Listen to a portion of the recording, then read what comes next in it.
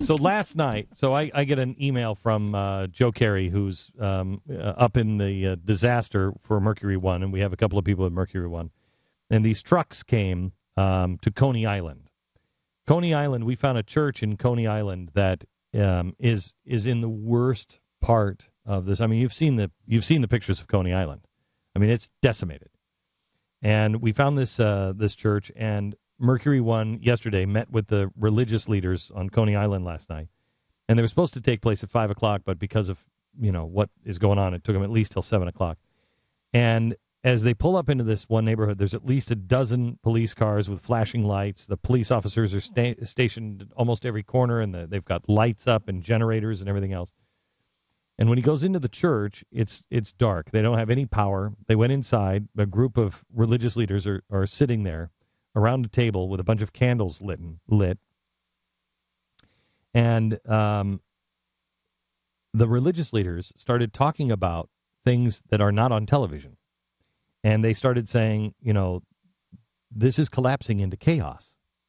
This is there's a local supermarket that has been looted right down the street, and nobody could stop them. They said the pharmacy was almost immediately overrun by thugs, and they took all of the medicine out of the pharmacy. And when I say medicine, I mean drugs. And then they said they have received several calls from members of the church who had boarded themselves in their own apartments and are afraid to come out because of these roving gangs of kids, which are now already being named wolf packs. And they're terrorizing the neighborhood. And they said nobody's telling this story. And the guys from Mercury One said, well, why isn't anybody telling the story? And they said, because you're the first help we have seen. There hasn't been anybody come in. The Red Cross hasn't come in. FEMA hasn't come in. Nobody is coming in. You have the police on the corners, but we are one of the hardest hits, and nobody is coming in. I got a video. They asked if they could make a video for you to thank you, and so they're in the dark with these candles and this, just a cell phone video of one of the leaders saying, "Thank you, thank you, thank you." I told you about this, and we have some pictures that we're going to show you on television tonight. But it's remarkable what's going on, and this is why I said last night we don't know the full extent of this yet, and it's going to be a while, and we're going to have to get past politics before you really hear the full extent. But it's going to be a long, long time before New Jersey gets back. And when you start to hear the truth on what's really happening on the ground, I mean, there are parts of it that are just as bad as Katrina was. As far as looting and it's just bad. It's just really bad. But for some reason, I think the press doesn't want to show this in a bad light for Barack Obama. If it was George Bush, they'd be all over it, but they're not, and so people are suffering. Yesterday, I told you about how we were trying to raise some money through Mercury One and our disaster relief fund. Now, if you go to mercuryone.com and you donate, that will go into a general fund, which will pay for all kinds of different things, all the way from libraries to hospitals to cancer research, all kinds of different things. And, you can find out what we do online. But there is one button there. It's donate. It's the big button right on the front. It says Mercury One Disaster Relief Fund.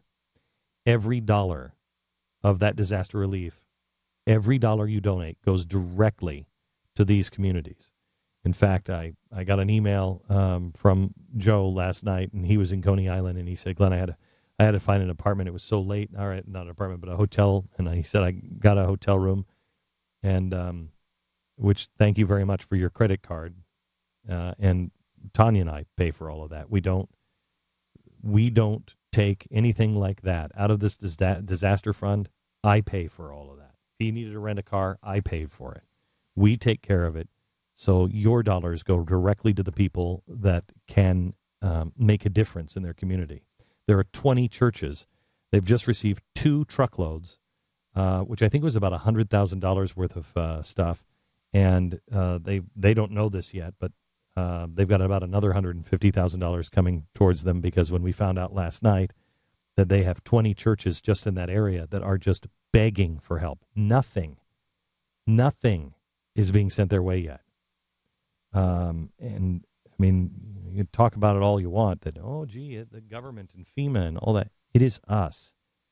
And it is the churches that do it. And there are churches that are in need, and they are closest to the people. All we have to do is get the trucks to them. We've made a commitment to Coney Island in this area, and there are others that we're looking into now, and we'll tell you in the next couple of days. But we've raised $232,157 in the last 2 days. And I would ask that if you have any money, that you would go online and you would go to mercuryone.com and you would donate to the Disaster Relief Fund and help us raise a lot more than that to be able to get that money to these churches so they can help people who are right there on the front line and are, quite honestly, frightened, boarding themselves in their own homes, and they feel terribly alone. Help us let them know you're not alone. Go to mercuryone.com right now and donate to our disaster relief fund. Let's show the rest of America who we really are and our values.